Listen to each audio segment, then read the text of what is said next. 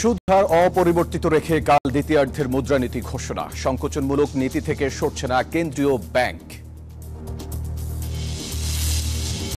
অবৈধভাবে ভারতীয় কোম্পানির মাধ্যমে 2 কোটি বই ছাপায় এনসিটিবি। অভিযান শেষে দুদক।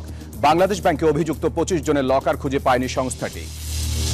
এবং সমস্যার বেড়াজালে বন্দী বরগুনার শুটকি শ্রমিকদের জীবন, নেই সুপেয় পানি, স্যানিটেশন ব্যবস্থা, নিরাপত্তাহীনতা যেন নিত্যসঙ্গী।